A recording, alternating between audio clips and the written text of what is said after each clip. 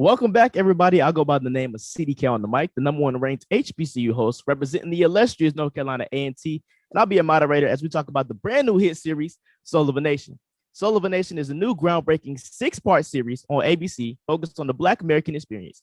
Every episode bridges from the past, present, and future through a variety of voices, experiences from athletes, entertainers, performers, and screenwriters. Before we jump into today's roundtable, I'm gonna have to go ahead and recap what happened on Monday and Wednesday. On Monday, we had Marie, Lindsay, and Candace, and we talked about the power of networking. On Wednesday, we had a glimpse and talked about the faith episode, as well as talked to Deborah, Eric, and Tamaris about the power of networking as well. And today, we have 3 amazing individuals that's going to talk about behind the scenes stage. Alex Perez, ABC News Coordinator, Robe Embryo, Executive Producer and Soul of a Nation, Marie Merritt, ABC News producer, and Hampton graduate. Before I get into our amazing panelists, we're going to talk to our HBCU students that are selected to talk about the conversation today. All my HBCU students, say hello for me, please. Hi. Now let's jump right into there we go. Let's jump right into the Q&A section. Let's start it off with Alex. In today's time, it's extremely important to be cautious on how you deliver controversial news. What are some tips on how you can protect your brand as a correspondent while still getting the job done? Hey, CDK. Well, let me just first say I'm so happy to be able to connect with all of you today and spend some time talking about this and also talking about our series that has been going on all March, and we still have a few more episodes left. I hope everyone will take some time to check it out. We've been working very hard on it, and it really is a slice of life, a slice of Black life here in America. So check it out. Now, the question was about how do we cover controversial topics? And you know, over the course of my career, what I have learned is how you cover something should not be controversial. A particular subject might be controversial. People might feel a certain type of way about it. But how you go about that story, how you obtain the information, it all comes down to the basics. You investigate, you confirm, and you report those facts. You can't control how other people are going to react to it, but you can control how you get to telling that story. And so just making sure you are always following those ethical rules that we as journalists have pledged to honor when you're telling a story, and also that you're being honest and sincere in those facts that you're delivering. And I think that protects who you are as a journalist. How people react, you can't control. That's really up to them, but that's not your job either, how they react. Absolutely. Just make sure you're getting the job done and not really focusing on how they react. So let's go ahead and kick it to Robe. Being that you are responsible for design, content, and quality of the series, how do you and Eric determine what makes it to the finished product of each episode? Well, again, I also just want to thank everybody. This is a terrific opportunity for us to talk to y'all, and I'm very happy to be here. Eric and I have tried to create a model of shared leadership. A lot of what you see when it comes to visual storytelling is incredibly collaborative. And you hear a lot of people talk about, I did this and I did that, and don't believe it. Every choice dictated, down the line, somebody had to step up and execute that. And so what we do is we work very closely together, and we understood, given the fact that we were trying to get 6 episodes out amidst COVID, over the holidays, during an insurrection, we realized that we really had to work together very closely in order to make it happen. So every step of the way, we're talking to each other, we're sharing ideas, we're listening to each other. And when we disagree respectfully, because we actually really care about each other in the way that this shapes up. And sometimes when you disagree, I feel like it gives you a different perspective on something that you might not have seen from somebody else's eyes. So when you respect and you know their judgment is always good as well, and they respect you in the equal manner, I feel like it kind of enhances the project. So that's exactly right. If you disagree, you can often learn more than when you agree, and things get better as a result, because the tension creates something new. And that's why all 6 episodes are absolutely amazing. So Margie Merritt, we're going to talk to our HBCU grad, Hampton. Shout out to all my Hampton folks in the building. So what are some steps that you took to enhance your transition period from graduating from Hampton to producing the #1 morning newscast, Good Morning America, to now being an ABC News producer? Talk to me. Wow. Oh, what a question. So happy to be here with all my fellow HBCU people. I actually went to Columbia for grad school after I left Hampton, and that helped a lot because that brought me to New York. I never would have come here otherwise. I was like, I have no reason to come to New York.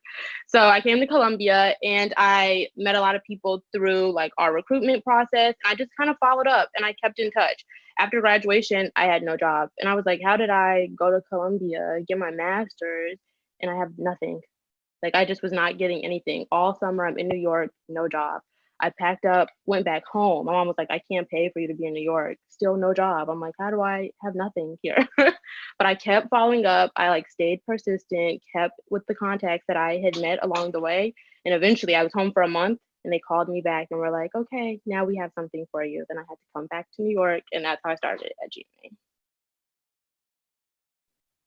A lot of transitions, a lot of, you know what I'm saying, in and out, but that's great. You know what I'm saying? Bringing you to New York.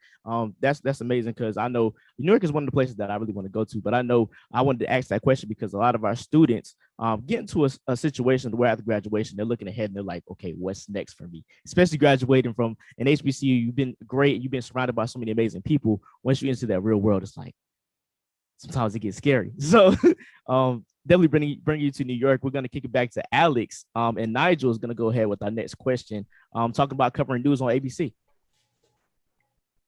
Hello, everyone. Thank you for having us here. And I just want to introduce myself. I am Nigel Hawley Newkirk. I am a senior mass communication student with a concentration in broadcast media, hailing from the illustrious North Carolina Central University, as well as serving as the 21st Mr. North Carolina Central University. And I first want to thank you all for your contribution to the development of this series because it is so important for our culture, as well as allowing so much inclusivity into the Black experience for people all across this country. So I thank you, thank you, thank you. And my question is, of course, for Mr. Alex Perez. And what has covering news for ABC taught you about the soul of this nation? All right, Nigel, thank you for your question. Senior year, you're getting ready for the real world. It's going to be fun. I'm excited for you. Yes, the soul of the nation, what has working for ABC taught me? Well, I think not just ABC, even my previous jobs before here, as I've been able to interview people and talk to people, because fundamentally that's what we do, right? We are storytellers. We meet people and we get them to explain to us what has happened in their life or in that moment. And what I've learned about the soul of the nation, just talking to people over the last 20 years or so, is that we have a lot of things in common, much more in common than we think we do. And you might talk to people who are on opposite sides of the country or in states that they've never visited, and you'll realize that they have the same problem sometimes that someone way on the other side has. And the country, actually, as big as it is much smaller than it seems, but we don't spend a lot of time sort of trying to find those things that link us to other people. So I would say, number one, we have a lot more in common than we think we do.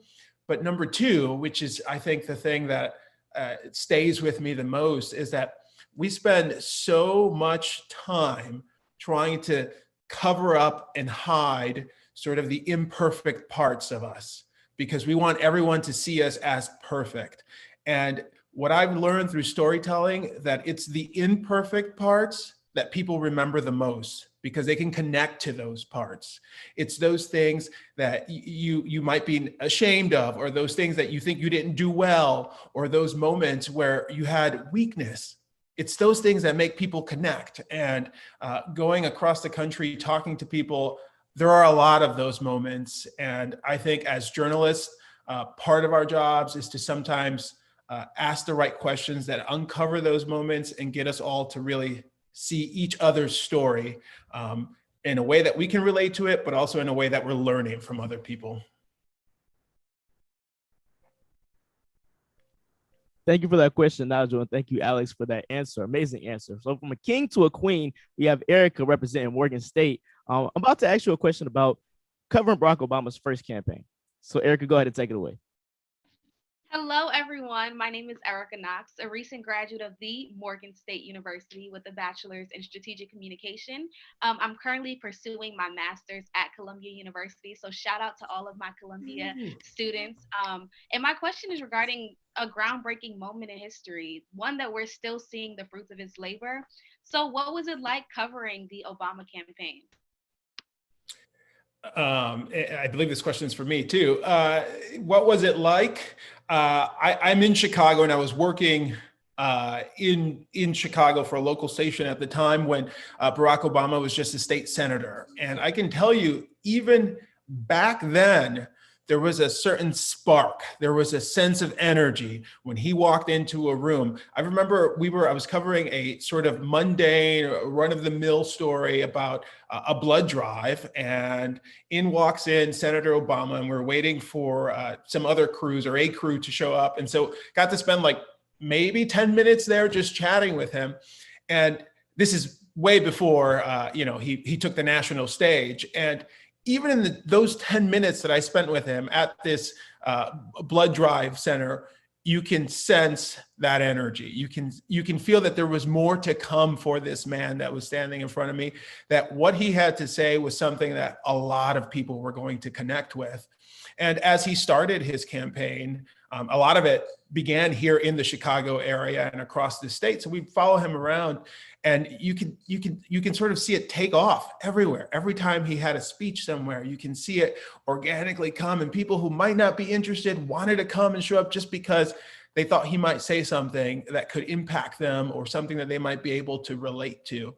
And so seeing that sort of seedling kind of grow into what is now, the man who became the president of the United States, that's something that, as a journalist and as a human being, as a person of color in America, that's something that I'm never going to forget. It's going to stay with me forever. Witnessing we witness history every day as journalists, but that was a history that I was able to connect to in a very, very special way. And also seeing what he did for our communities of color across the country.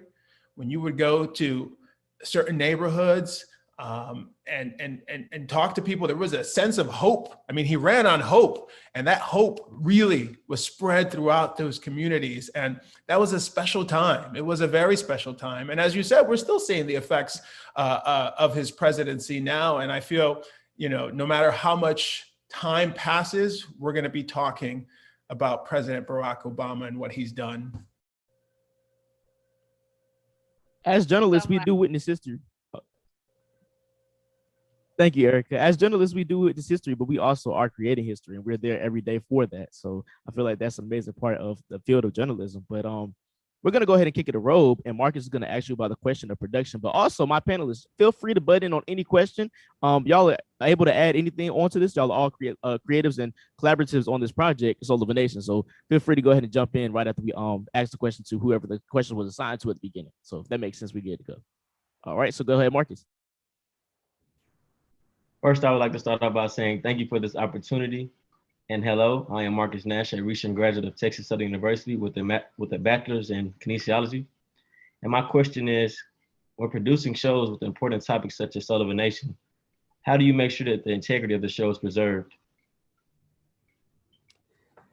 It's a really good, really interesting question. I'd actually like to know where that question comes from, because, it's something that we have to grapple with on a daily basis, because we have the added responsibility of being the very first network television magazine in prime time looking at Black American life. So we have to start with integrity, and we have to make sure that our story choices maintain that integrity. And then we have incredibly talented people like Alex, like Margie, who hold us accountable and who go out in the field and do their thing. And so we make sure that integrity is built into the process, from the way we shoot it, even through COVID, making sure that people are socially distanced, and that as a Black show, we project that they're socially distanced, to the way that we edit and write these stories.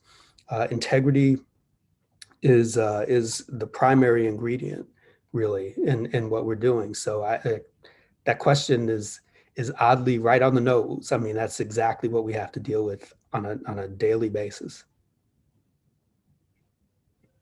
And I just wanted to chime in and add to that, Rob, that for me, and I'm sure for you and Margie as well, you feel that responsibility to make sure that it is at a certain level, that we maintain that integrity, that we are speaking because it's our hour, once a week, that we are covering or including as many voices as possible. And it is pressure, but it's also a responsibility that you welcome and that you want to succeed at, and that you want to make sure you portray and do in a good way. It's a rewarding feeling too. Yeah, and I would also say, this is something that most of us had hoped we'd have an opportunity to do. So the fact that we're here, that we're doing it right now, means that, we finally really get to up our game at a level at which we've aspired to. So to bring the integrity is something that, it's not a chore or a burden. It's really what we want. Amazing answers. Marcus, I hope that answers your question. Thank you for asking, and I'll open up the conversation. But next, we're going to go to Margie. Hatshepsut is going to go ahead and ask you about your role as a producer at ABC News. Hello, my name is Hatshepsut Jackson. I am a recent graduate from North Carolina Central University, where I majored in biomedical sciences, and I'm actually going to be attending Columbia University this fall to receive my PhD in nutritional metabolic biology. And the question that I have for you is, how did Hampton prepare you for the role as a producer at ABC News? First of all, congratulations. Oh my gosh, PhD is amazing. That is huge. But how did Hampton prepare me to be a producer? I'd have to say it was all about, producing is about managing a lot of different personalities and a lot of different things going on. And when I was at Hampton, I actually worked on our newscast for all 4 years, and so many different personalities, so many different people that you're dealing with, and just to learn how to kind of shift in different spaces and know like how to manage your time wisely, and like when to like die on this hill and not argue about something, or when to fight for something. It really just gave me it made me flex that muscle a lot to really practice that and know like what I was going to be dealing with when I got into like the real world. At the time, I didn't think that it was really going to do anything. I was like, you guys have me running around here crazy, working on all this stuff with all these crazy people. This isn't going to make a difference. One of my professors was like, oh no, TV people are crazier when you get out there. And I was like, yeah, whatever. Like nobody's going to be as crazy as you guys. No, they're crazier. I will let you know, they are crazier. And so that totally helped, because it was like, I dealt with y'all's crazy self for 4 years and I was fine. And I still went to class and I had a life and I did all this other stuff. So it's like, now that I only have to do that, it's like, okay, we can handle that. Great. Roland is going to go ahead and keep it with Margie right there and ask for some advice for our HBCU students there. So Roland, go ahead and take it away for us. Good afternoon, everyone. My name is Roland E. Reynolds Jr. I'm a 23-year-old master's grad student at the Howard University, studying to obtain my master's degree in film. Just recently graduated from Bowie State last spring, where I got my broadcast journalism degree. So one HBCU to the next, keeping it in the family. I am really blessed to be amongst all of my HBCU family and to have this very intellectual and very needed talk. My actual question revolves around that as well. So my question is, what is the best piece of advice as a student that you got that you still live by to this day? It's funny because when I heard this was going to be one of the questions, I really had to think about it, because people throw stuff like at you all the time. And I remember one of my professors said to me one time, like, persistence is key. She was like, she wanted this job at a newspaper and they didn't have any jobs. And she kept emailing them and she kept following up. She was like, because when they do have something available, I'm going to make sure that they come to me first. And she was like, I just kept emailing. And she was like, eventually something was available. And they were just so sick of her calling all the time that they were like, you know what, come on. And so I really took that with me, because, normally we email people and they just don't respond back. And you think like, oh, they don't want to talk to me. This is a sign. Like, I shouldn't keep doing it. But like, no, follow up. make sure that you are consistent, because that's how I got my job at ABC. I literally emailed the lady that I met in recruiting almost every other week from when I met her in April until when I got the job in October. And something I didn't want to keep doing it. I was like, well, they're not responding. It's a sign. Like, you need to move on. Like, what are you going to do? My friends were like, no, follow up. And also make sure that you write thank you notes to people. And after you meet them, just like send a nice little follow up. Say, hello, this was lovely to meet you. Just like keep in contact with people. That will help so much. Yeah, Margie, I'm going to echo that. Years ago, it was a long time ago, I interviewed in May for my first job and didn't get it and didn't start until September. So be persistent, don't give up. And I'll just add to that a couple of things that I have followed through my career. I was lucky enough to have the great Dr. Maya Angelou be the keynote speaker at my college graduation. And I remember it was a rainy day and she started saying, how you doing, rainbows? And everybody was like, it's pouring rain, but she called those rainbows. It was perfect. But there were two things that she said during her keynote that she's repeated over the years, but at the time, it was the first time I had heard them, that I carry with me throughout my career. And one was, don't make money your goal. Instead, pursue the things you love doing and do them so well that people can't take their eyes off of you. After I graduated, I printed that out and I had it. First thing you see when you got out of my bed, that's what I would see. That was my motivation. And then the other thing she said was, you can control, there are a lot of things you cannot control, right? You can't control how much money you have. You can't control who your parents know, what kind of phone calls they can make, what kind of access or never, but you can control how long you're gonna keep trying. And I was telling CDK this before we started. You can control how long you're going to keep trying. And if you, to what they both just said, persistence, continue, and don't give up, and take those critiques and turn them into something that's going to make you better, then you will eventually rise to the top. But it just takes that. And a lot of people get discouraged. You have to remember, people don't make it past that persistence phase. They get stuck there and then that's it. And you got to go beyond that. Going above and beyond, that's definitely the goal. He was telling me about how he sent out 86 tapes, and then he got the one yes out of the 85 rejections, and some of them wasn't even rejection letters. So that really stuck with me, because I know that took persistence, and especially at a time like that, we didn't have social media and just like the internet to just send the stuff off, so you had to physically do it. So that's an amazing story, and it really made me think about, okay, I have all these tools in front of me. Why can I not continue to apply myself and continue to keep going? So that was the story that really stuck with me, that I'm going to remember for the rest of my life. So thank you for that, Alex. And it doesn't matter how many no's you get. Like, the no's are going to happen. You just need one yes. So like, don't get bogged down on all these different no's, because like that just wasn't for you. Just keep going. And when you get the one yes, that's it. Take that yes and run with it. Nia has a question for Robe. Hi, everyone. Thank you for having me here today. My name is Nia Page. I'm a graduate of Spelman College where I was student government president. Currently, I'm at Harvard part-time getting my master's in international education policy, and I also work at the White House. And my question is, what was it like being the presence of Supreme Court justices such as Ruth Bader Ginsburg? So I did a number of films working with Supreme Court justices before I did a Netflix series called Amend. And actually, she was one I got notes from, wasn't in the room with. I was in the room with Sandra Day O'Connor and a couple of other people. We communicated a little differently with Justice Ginsburg. But the thing is, you know, when you are interviewing someone, it doesn't matter what's going on outside of that space. When they're in that space, that's your space. You own that chair. And so you're respectful, you are deferential as you need to be, but that's your chair. And we're equals in that space. So when they sit down, I've got questions, I need answers, I'm going to get them.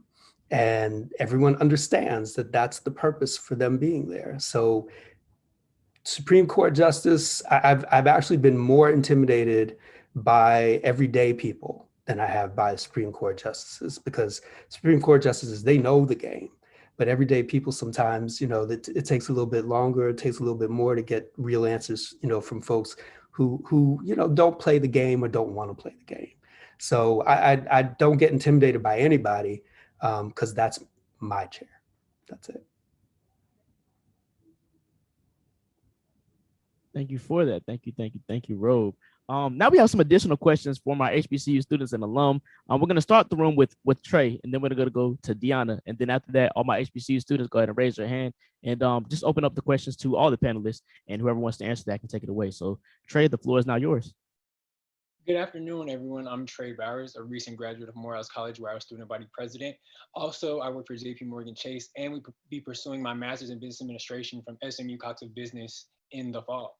My question is for all of you. So, who inspired you to step into the media industry?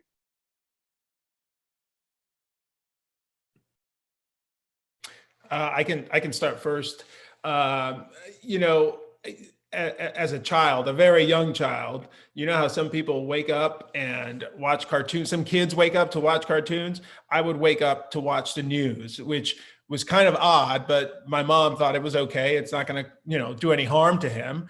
And so from age 7 or so, I was already watching the news. And for some reason, the ability that they had to sort of inform and tell people stories was something that I became enamored with, even at that age.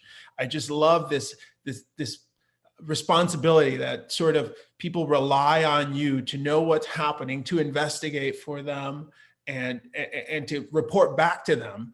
And I didn't quite understand at that young age what exactly went into the process of doing it, but I knew it was something that I was attracted to, that I wanted to further sort of develop. And so as I started to get older and into my teenage years and then into college, I had a path. I knew where I wanted to go and what I wanted to do. So I always did things that I thought would help me advance, you know, those writing skills and those storytelling skills. So for me, it was, I would say, the storytelling and the ability to connect with people. But also, as I was growing up, I was realizing that I didn't see a lot of people who looked like me or who maybe had my story on television.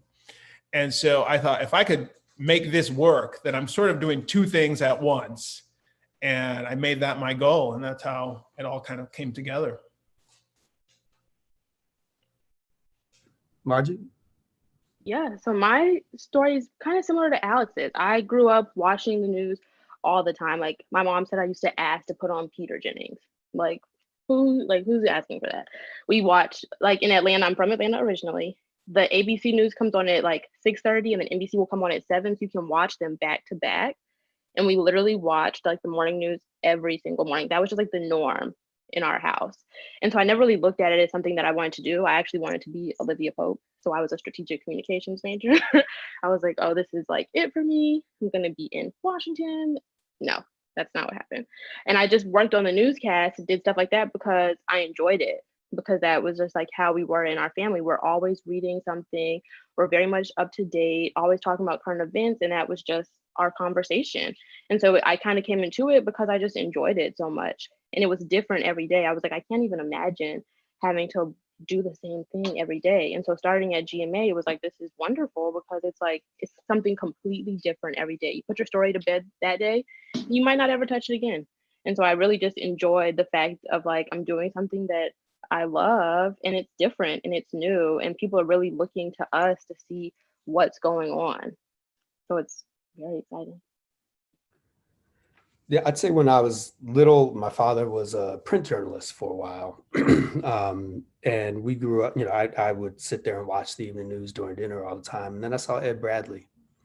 And if you have an opportunity to watch any of his work on YouTube, Google Ed Bradley. And he was a master of sort of quiet, confident authority and being able to talk to absolutely anybody and tell anyone's story beautifully. So he was really the person who I think motivated me the most to go into the business. Amazing answers, amazing answers.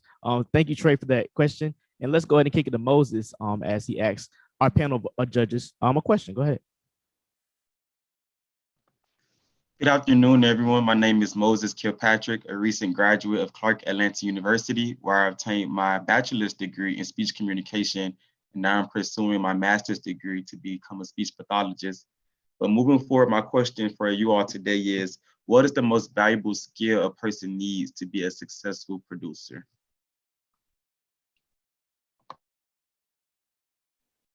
I'd have to say time management and the ability to prioritize, because I tend to end up being like what they call a crash producer, where like you're rushing to get things done at the last minute, and you have to be able to determine what needs to be done in 5 minutes, what can wait and be done in 10 minutes. Like, and if you don't have that kind of discernment in your mind on like, this needs to happen now and this can happen later, then it's all gonna fail. And you also, there was something else, I lost my other train of thought, but definitely time management. I was just going to chime in. You know, in the news business, you'll learn that the word producer sort of can mean different things depending on what you're working on or what type of show or project it is.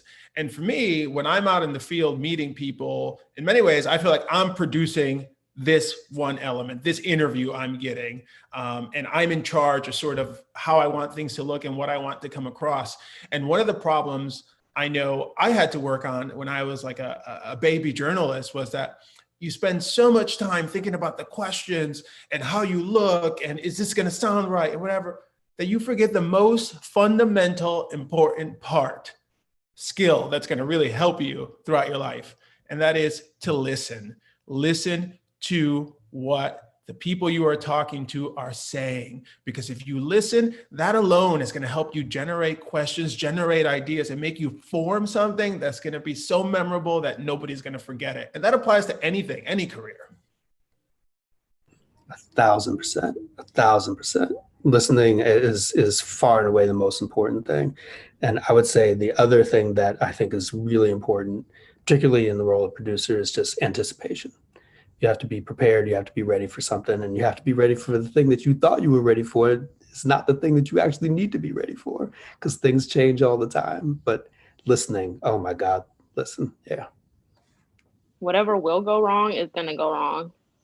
Like, so you need to be able to make decisions like immediately and kind of roll with it, because what you think is gonna happen and the way it was on paper is not how it happens when you actually get there. Plan J. Yes. I can definitely attest to everything that you guys just said when it talks about listening and definitely preparing. Sometimes I feel like as journalists, we over prepare, and it's a situation when you over prepare, it's not as natural and it doesn't flow as well as you thought it was going to go. So once one thing goes wrong, what you thought that was going to lead to something else, it messes up your whole train of thought. When if you just listen, it's going to naturally flow and do whatever it's going to do. So in closing, this is our final roundtable. So what would you want HBCU students to walk away with after seeing this show? We're going to start with Margie, then go to Alex, then end with Road. Oh gosh, starting with me, what do I want you to walk away with? I have to say that our stories matter. Like, we've had all these 6 episodes, and it's so much more that we couldn't even fit into the 6 episodes. Like, if you guys could have heard some of the calls we've had where we're just like, oh my gosh, we need more time. Like, I'm calling Robe all the time, asking him if I can buy some time from him, because I'm like, I need more time. Like, it's too good. Like, and so it's like, you matter. People want to see it. They love it. They're having a ball. So don't change yourself and just be you. Yeah. What I have to say sort of is along those lines is that not only that you matter, but also that you are heard. Your story, what you've experienced, what has happened to you, and what will happen to you, all of that matters, and you are heard, and your story has value, and it should be told. And maybe it wasn't, during prime time for the last 20, 30 years, but it's during prime time now. And so we step up and we tell these stories, and don't ever let anyone make you feel like you're less than, because you're not. And sometimes that means you have to speak up. Sometimes that means you have to come together like we have as producers of this show to make it something amazing. But you speak up and you do it because it's worth it. Yeah, I'm just going to echo that. You have to be true to yourself. You and your stories matter, and your voice needs to be heard at this point in time. It's kind of it's not a contradiction to say you have to listen, and you have to speak up. You have to be able to do both on either end of the practice. And going out there, y'all been self-publishing since you were 10 years old. You've been doing this. You know, an institution is a vehicle for you to continue to publish and to continue to learn some discipline and some rigor, and you have to work your behinds off, but you have to be true to yourself. And that is the most important thing, because that's how you build a career. Thank you. Everything that y'all said today hit on the nail. So I want to thank y'all for being our panel today. And I also want to thank everybody that participated via Facebook and YouTube on Monday, Wednesday, and even today. So if you haven't missed those, go ahead on HBCU Buzz on Facebook Live. You can go back and watch those so you can catch up before we get to our watch party on Tuesday. So, but each and every student that participated in today's roundtable will receive a very special mailer filled with Soul of a Nation swag and ABC News swag. You know what I'm saying? So here's the box right here. I got mine last night. If y'all can see it. I'm not gonna open it for y'all because I'm gonna be honest. I went ahead and already got my stuff out there. There's a sweatshirt in there. There's some Pipcorn. There's some tea in there. There's a little bit of everything in there. ABC News really hooked me up. Soul of a Nation definitely hooked me up. So you want to get those. If you want to get your own, make sure that you sign up for the HBCU watch party on Tuesday, which is gonna be on March 23rd. Go ahead and use the QR code on the screen. Scan it with your phone. If you don't have your phone with you right now, go to hbcubuzz.com/Soul of a Nation and make sure that you get that. Also, catch up on all 3 episodes of Soul of a Nation right here on Hulu. You can get that right there. I was watching it last night because I don't have cable TV anymore. So I was watching on Hulu the Faith episode last night. So go ahead and make sure you do that as well. But before we go, here's a sneak peek of next week's episode, which we'll be watching live at the HBCU watch party. Here's Soul of a Nation, Black Joy. Tuesday night. You give me, Taraji P, 1 hour, and I'll give you the best television you'll see this week. On Soul of a Nation. They don't think women can be funny. Black Joy. Black Joy. Black Joy. There's a reason why we're that funny, because we took the foot and the worst. And just wait for the surprises. Soul of a Nation. I'll see you Tuesday night. Soul of a Nation. Tuesday night on ABC. Boom!